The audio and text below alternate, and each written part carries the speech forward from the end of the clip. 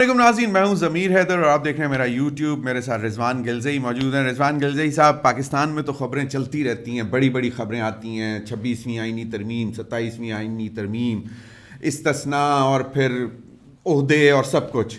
لیکن آج بنگلہ دیش سے بڑی امپورٹنٹ اور بڑی اچھی خبر آئی ہے، اور آپ کو معلوم ہے ابھی حال ہی میں کچھ روز قبل ہمارے جو ڈپٹی پرائم منسٹر ہیں اسحاق ڈار صاحب، وہ بھی بنگلہ دیش سے ہو کے آئے ہیں. اور بنگلہ دیش کے ساتھ اب دوبارہ ایک برج جو ٹوٹ رہا تھا اس کو ہم دوبارہ بلڈ کر رہے ہیں، کہ کیونکہ ہیں تو ہمارے ساتھی، ہم دونوں ملکوں نے خون دے کر آزادی لی تھی اور اس کے بعد وہ ہمارے ساتھ نہیں رہے، لیکن چلیں وہ ایک اپنا وقت تھا. لیکن آج جو بڑی امپورٹنٹ خبر آئی ہے وہ ہے محترمہ شیخ حسینہ واجد صاحبہ، کہ ان کو سزائے موت دے دی گئی ہے، اور ان کے جو آئی جی تھے اس وقت جب یہ وزیر اعظم تھیں ان کو بھی سزائے موت دی گئی ہے.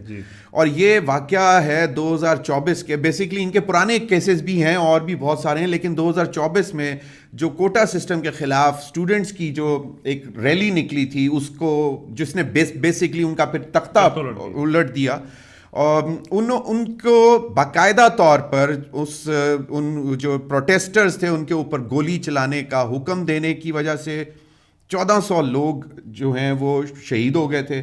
ہمارے مسلمان بھائی ہیں بنگلہ دیشی.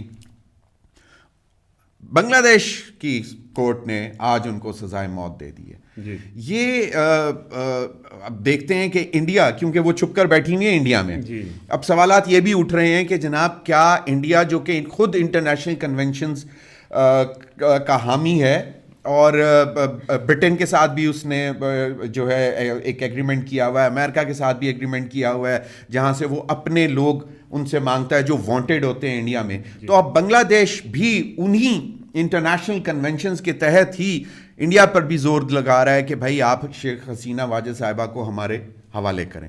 کیا کہتے ہیں؟ سر بہت شکریہ. دیکھیں یہ ظاہر ایک تاریخی فیصلہ ہے، اور یہ ہر جیسے جو ظلم انہوں نے کیے، اس جو ظالم حکمران ہوتا ہے اس کا یہی انجام ہوتا ہے. لیکن اب سوال یہ ہے کہ وہ اس وقت بنگلہ دیش میں تو نہیں ہے، سزائے موت کا فیصلہ تو آ گیا ہے، لیکن ان کو سزائے موت ہوگی کیسے؟ آپ نے جیسے کہا کہ وہ انڈیا نے ان کو بنا دی ہوئی ہے، اور ان کے معاہدے بھی آپس میں موجود ہیں جس کے تحت انہوں نے مجرموں کو ایک دوسرے کے حوالے کرنا ہے. کیا انڈیا حوالے کرے گا؟ آبویسلی نہیں کرے گا، کیونکہ وہ انڈیا کی ایک وہاں پہ پراکسی کے طور پہ شیخ حسینہ نے وہاں پہ بڑے لمبے عرصے تک حکومت کی، اور جبر کی بنیاد کے اوپر کی، ظلم کی بنیاد کے اوپر کی. اور انڈیا اس میں ظاہر ہے جہاں پہ جبر اور ظلم کی بات ہوتی ہے وہاں انڈیا پوری طرح سپورٹ بھی کرتا ہے. اس وقت جو افغانستان میں جو چیزیں ہو رہی ہیں پاکستان کے خلاف، وہاں پہ بھی مطلب جہاں کوئی ایسی چیز ہو رہی ہوتی ہے اس کے پیچھے انڈیا نے لازمی کوئی اپنی جسے کہتے ہیں لچ تلنا ہوتا ہے. بالکل. تو وہ ان کو ایک بڑا دھچکا تھا، اور ظاہر ہے وہاں پہ لوگ اٹھے اور انہوں نے ان کا تختہ الٹ دیا، تو انڈیا کی بھی ایک بڑی شکست تھی ہے. اور اس کے بعد جب یہ رجیم جو شیخ حسینہ کی رجیم تھی، جن کو پاکستان کے حوالے سے ان کے سخت ان کے بیانات بھی تھے، خیالات بھی تھے، اور انہوں نے حالانکہ یہ بات ویسے درست ہے کہ شیخ حسینہ نے وہاں پہ جو ان کی معیشت ہے اس کے حوالے سے بہت ہی ان کا کام تھا، بہت کنٹریبیوشن تھی. بنگلہ دیش بہت ترقی کر رہا تھا، پر کیپٹا انکم وہاں پہ زیادہ تھی، ان کی گروتھ بہت زیادہ تھی، وہاں پہ لوگوں کو روزگار اور یہ ساری چیزیں، لٹریسی ریٹ بھی بہت زیادہ تھا، اور یعنی لوگوں کو وہ ڈلیور کر رہی تھی. لیکن جو بنیادی پرنسپل تھے جو ایک جمہوری ملک کے اندر ہوتے ہیں، آزادیاں نہیں تھی، میڈیا آزاد نہیں تھا، شخصی آزادیاں نہیں تھی، سیاسی جماعتوں کو انہوں نے بالکل دیوار کے ساتھ چن دیا تھا، جماعت اسلامی کے لوگوں کو پھانسیاں دی، تو مخالفین کو انہوں نے دبایا، ظلم کیا، جبر کیا. اور پھر سب سے بڑا جو ظلم جس کی بنیاد پہ آج ان کو یہ سزا ہوئی ہے وہ لوگوں کا قتل عام تھا. جس کی سزا بنتی تھی انہوں نے حکم دیا، یعنی وہ بھیڑ بکریوں کی طرح لوگوں کو کچل دیا. لیکن یہ تو ظاہر ہے بنگلہ دیش کے لوگوں کا ایک ان کے اندر وہ ایک تحریکی سوچ تو ہے، وہ اٹھ کھڑے ہوئے اور ان کے اقتدار کو انہوں نے چلتا کیا، اور ساتھ ہی انڈیا کا بھی وہاں سے بوریا بستر لپیٹ دیا گیا. اور نئی ایڈمنسٹریشن آنے کے بعد جیسے آپ نے کہا کہ دونوں بنگلہ دیش اور پاکستان دونوں ایک بھائی ہیں، اور ویسے بھی آپ کو پتہ ہے کہ جائیداد کا بھی بٹوارا ہو جاتا ہے، یا دو گھروں میں بھی الگ الگ دیواریں کھنچ جاتی ہیں، لیکن وہ رشتہ جو ہے وہ قائم رہتا ہے. تو جیسے ہی وہ ایک پرو انڈین شیخ حسینہ گئی ہے، تو اس کے بعد سے دونوں ممالک کے درمیان ایک قربت بھی بڑھ رہی ہے، رابطے بھی بڑھ رہے ہیں. اور میں دیکھ رہا تھا کہ مولانا فضل الرحمان جو ہے انہوں نے گئے ہوئے تھے بہت بڑی, اور باقاعدہ ایک شہر نہیں کافی شہروں میں انہوں نے جا کے خطاب بھی کیے. تو پیپل ٹو پیپل کانٹیکٹ بھی ہے, ایک ہی مذہب ہے, ایک تقریباً زبان بھی ہے, ان کو اردو بھی سمجھ آتی ہے بنگلہ دیش کے لوگوں کو, اور وہ پاکستان سے بڑی محبت بھی کرتے ہیں. مجھے میں سر کچھ عرصہ پہلے جب میں امریکہ میں تھا تو وہاں پہ ہماری جہاں کمیونٹی تھی وہاں کچھ بنگالی کمیونٹی بھی تھے, مسجد میں اکٹھے ہو جاتے تھے, یہ جہاں ہم کام کرتے تھے وہاں اگر وہ آتے تھے تو وہ جو بنگالی تھے نا وہ بڑی پاکستان کے ساتھ محبت بھی کرتے تھے, وہ ہم سے پوچھتے بھی تھے حالات کیا ہیں یا جس طرح کی صورتحال ہے. تو اسی طرح پاکستانی بھی بڑے خوش ہوئے. شیخ حسینہ کے حوالے سے یہاں بھی اتنی نفرت ہے جتنی ایک ڈکٹیٹر, ایک ظالم حکمران یہ جو پاکستان سے نفرت کرتا ہے, یہ جو انڈیا کے ہاتھوں کھیلتا ہے. تو ایک تو اس کا یہ پہلو ہے کہ یہ پاکستان کے لیے بہت اچھی خبر ہے کہ یہ ایک اینٹی پاکستان قوت تھیں اور ہمیشہ انہوں نے پاکستان کو خراب کیا. دوسرا سر اس کے اندر ایک جو چیز ہے نا وہ یہ ہے کہ یہ جو جتنا بھی اب جو ظالم حکمران ہوتے ہیں یا جو جن کے سامنے جمہوریت یا عوامی رائے کی اہمیت نہیں ہوتی, وہ جتنا مرضی لوگوں کو ڈلیور کر دیں, لیکن جب تک وہ انصاف قائم نہیں کرتے ملک کے اندر, لوگوں کو ان کی حقوق نہیں دیتے, آزادی نہیں دیتے, وہ اظہار رائے کی آزادی ہو یا وہ فریڈم آف ایسوسیشن جیسے ہوتا ہے اس کی آزادی ہو, تو پھر جو ہے وہ یہ چیزیں میٹر نہیں کرتی کہ ڈلیور ہو رہا ہے یا نہیں ہو رہا. بالکل. لیکن دیکھیں ہم رضوان جو 2024 میں اس کو انقلاب کہہ سکتے ہیں, اتنا فاسٹ اور اتنا کوئک انقلاب میں نے پہلے کبھی نہیں دیکھا, کیونکہ نارملی انقلاب جو ہے وہ انڈر گراؤنڈ پلتا ٹائم لیتا ہے, لیکن یہ اتنا ایبرپٹلی اور کوئک ہوا. اور پھر جس طرح مطلب اسٹوڈنٹس نکلے, پھر سول سوسائٹی نکلی, اور پھر پوری جنتا, پوری عوام نکل آئی, اور وہ اتنی جلدی ہوا کن چند دنوں میں کہ وہ سب کچھ انہوں نے تختہ ٹریگر کر گیا. اب بات یہ ہے کہ انڈیا پہ پاکستان کو بھی زور دینا چاہیے, بنگلہ دیش کے ساتھ آواز اٹھانی چاہیے انٹرنیشنل فورمز پہ کہ جی یہ انسانیت کی قاتلہ ہے محترمہ, اس کو فوری طور پر بنگلہ دیش کے حوالے کیا جائے. دیکھیں یہ کرنی تو چاہیے, بنگلہ دیش کو خود کرنا چاہیے, پاکستان بھی سفارتی سطح پہ کوششیں تو کرنی بھی چاہیے اور کرے گا بھی.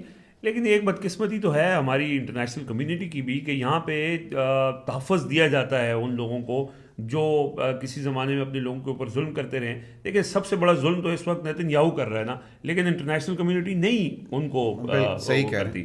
تو یہ بھی انہی کی ایک اور اس سے پہلے بھی جتنے بھی ظالم حکمران بنے وہ اپنے انجام کو نیچرلی تو پہنچے ہیں, لیکن انٹرنیشنل کمیونٹیز نے کوئی بہت زیادہ ان کے ساتھ ایسا سلوک نہیں کیا, حوالگی کا معاملہ ہو یا جس طرح بھی ہو, تو وہ پروٹیکشن ایک سیاسی پناہ تو ویسے بھی حاصل ہوتی ہے. اور بھارت تو خود انہوں نے ان کی یہ پراکسی تھی نا, وہ تو ان کو پروٹیکٹ کرے گا ہی کرے گا. لیکن یہ پاکستان کے پاس ایک موقع ہے کہ وہ اس پہ آواز اٹھائے. بالکل. اور وہ بیسکلی انڈیا کیونکہ دشمن ہے ہمارا, رائیول ہے, اور پھر انڈیا اگر ایسی حرکت کر رہا ہے تو اس کے مقابلے میں تو آنا چاہیے آگے بڑھ کر. اب یہ ہے کہ آواز تو یقیناً اٹھا سکتے ہیں, لیکن یہ ایک ساؤتھ ایشیا کے اندر, ایک ساؤتھ ایشیا کا ملک ہے ہمارا, مطلب پہلے ہمارا بازو تھا, اب نہیں ہے, لیکن ہمارے پھر بھی ہمارے ساتھ ہے.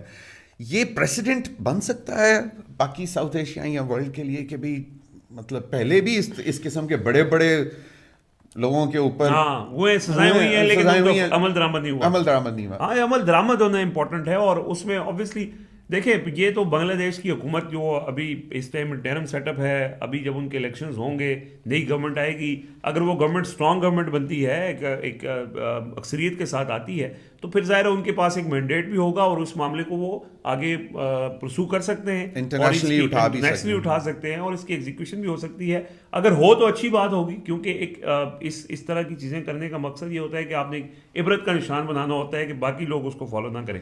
تو اگر یہ ہو جائے تو اچھا ہے, لیکن امکان ویسے کم ہی ہے. یہ بھی سر ویسے بہت بڑی بات ہے کہ آپ کی عدالتیں بھی وہاں پہ آزاد نہیں تھی نا جب شیخ حسینہ تھی, کیونکہ وہ مرضی کے فیصلے آتے تھے اوپر سے کہ جماعت اسلامی کے فلاں لیڈر کو پھانسی دے دیں, وہ پھانسی کی سزا دے دیتے تھے. بہت سے لوگ ایگزیکیوٹ کیے بھی. اگر حسینہ واجد نے اپنے ملک میں اس اپنے نظام کے اندر لوگوں کی ایگزیکیوشن کی ہے تو حسینہ واجد کی ایگزیکیوشن ہونا بھی کچھ بہت انہونی تو نہیں ہوگی. اور آزاد عدلیہ کا فیصلہ ہے, یقیناً بہت بڑی بات ہے.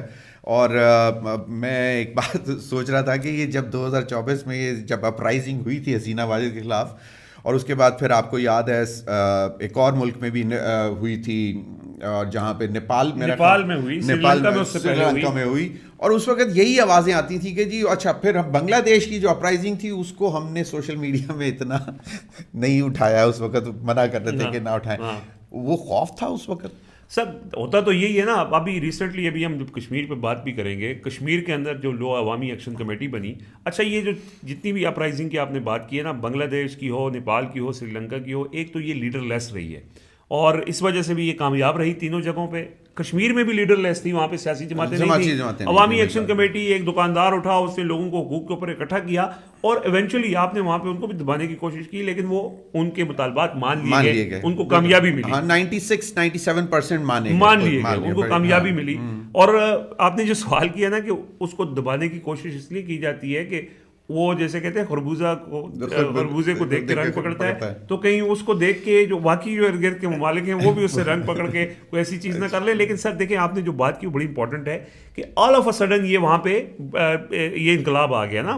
لیکن سر یہ آل آف اے سڈن آنے سے پہلے لوگوں کے دلوں میں جو نظام کے خلاف نفرت تھی وہ پک رہی تھی، وہ لاوا پک رہا تھا، اور ایک مومنٹ آیا. اور لیکن رضوان کوئی آرگنائزڈ موومنٹ نہیں چل رہی. میں یہ کہہ رہا ہوں وہ ایک دم اٹھے ہیں اور اس کے بعد ایک دم یقیناً وہ ایک غصہ تھا ایک ظالم کے خلاف، ایک مطلب لوگوں کے ذہنوں میں تو تھا، لیکن وہ ملٹی پلائی ہو گیا. اتنی جلدی ملٹی پلائی ہوتا میں نے ویسے صحیح کہہ رہے ہیں. ابھی آزاد کشمیر میں جناب جو بڑی دلچسپ بات یہ ہے کہ وہ میں سن رہا تھا، ہمارا لالا فہیم دوست کہہ رہا تھا، وہ کہیں سے پڑھ کے سنا رہا تھا کہ بہت بڑی خبر ہے جی. کیا خبر ہے کہ جی پیپلز پارٹی اور پی ایم ایل این نے اپنی حکومت، پیپلز پارٹی اور پی ایم ایل این کے وزیر اعظم کے خلاف وہ عدم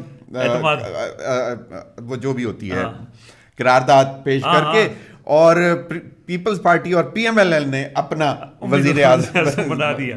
ایسا ہی ہوا ہے سر، بالکل یہ بھی. لیکن اب دیکھتے ہیں کہ مجھے میرے ذاتی طور پر یہ خیال ہے کہ پیپلز پارٹی نے غلط موو کی ہے. اس کی وجہ ہے کہ 4-5 مہینے کے لیے ان کو وزیر اعظم، لیکن وہ ان کو لگتا ہے کہ شاید ہم اگلے الیکشن کی تیاری بھی کر لیں. اور سر دیکھیں بات یہ، اب تو الیکشنز میٹر نہیں کرتے. یہ پیپلز پارٹی کو 2 تحفے ملنے تھے 27ویں آئینی ترمیم کی کامیابی کی صورت میں، اور آپ دیکھیں یہ پہلے یہ عدم اعتماد آنی تھی لیکن روک دی گئی کہ 27ویں آئینی ترمیم آئے گی، پیپلز پارٹی اس میں اگر ووٹ دے گی، اور جیسے 27ویں آئینی ترمیم کے اوپر دستخط ہوتا ہے ادھر سے جو ہے وہ ووٹ آف نو کانفیڈنس آ جاتا ہے. تو یہ ساری چیزیں پہلے سے طے شدہ ہیں. اگلے الیکشن میں کیا ہوگا یہ اگین یہاں پہ کشمیریوں کی ہے کہ وہ اپنے مینڈیٹ کو، جیسے پہلے ان کا مینڈیٹ چوری ہوا، ووٹ کسی اور کو دیا، حکومت کسی اور کو مل گئی، تو کیا وہ الیکشن میں انہیں دیں گے، یہ ایک سوال ہے. لیکن یہ چیزیں طے شدہ ہیں. پیپلز پارٹی کو یہاں بھی حکومت ملنی ہے، گلگت بلتستان کے اوپر بھی حکومت ملنی ہے، اور یہ جو بندر بانٹ ہے اس طرح کی. اور باقی سر ایک بندہ پیپلز پارٹی کو ہوگا، باقی وہی کشمیر کے اندر جو آپ نے دیکھا ہے نا ایک عرصے سے ہم دیکھ رہے ہیں، وہی چند لوگ ہیں، وہ کبھی اٹھ کے پی ٹی آئی میں چلے جاتے ہیں، وہاں ان کے وزیر اعظم بن جاتے ہیں. ایک وہ جب پی ٹی آئی کا وقت ختم ہوتا ہے تو وہ نون لیگ میں چلے جاتے ہیں، اور وہی جو ہے نا وہ ریوالو ہو رہے ہوتے ہیں. تو اس کا اتنا وہ نہیں ہے. اب لوگوں کا یہ دیکھنا ہے کہ لوگ کیا پیپلز پارٹی کو ووٹ دیتے ہیں. پیپلز پارٹی نے یہ جو لی ہے، وہ آپ نے کہا 4-5 مہینے، وہ یہ چاہتے ہیں کہ 4-5 مہینے کے اندر ہم کچھ لوگوں کو نوازیں، اگلے الیکشن کی تیاری کریں، اور جب آپ کنسولیڈیٹ کرنے کی، اور آپ گورنمنٹ میں ہوتے ہیں تو آپ کے پاس اختیار بھی ہوتا ہے، تو وہ ان کو یہ لگتا ہے. لیکن کشمیر میں الیکشن پہلے بھی آپ کو سامنے اتنے وہ تو بالکل ہے. لیکن دلچسپ بات یہ ہے کہ بیرسٹر سلطان محمود چودھری صاحب نے معذرت کر لی کہ وہ حلف نہیں اٹھا سکیں گے، نہیں لیں گے نئے وزیر اعظم سے. اس کی وجہ یہ ہے کہ وہ بہت سیریسلی بیمار ہیں. دیٹ آئی پرسنلی نو.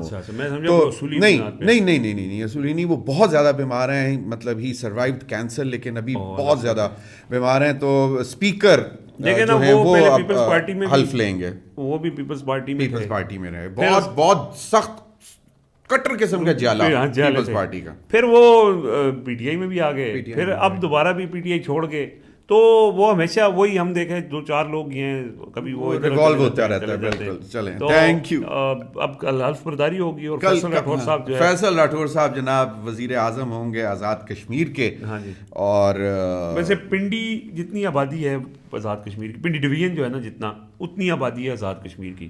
اور آپ یہ دیکھیں کہ اس آبادی کے لیے وزیر اعظم بھی ہے، صدر بھی ہے، ان کی اپنی اسمبلی بھی ہے، ان کی سپریم کورٹ بھی ہے، ان کی ہائی کورٹ بھی ہے.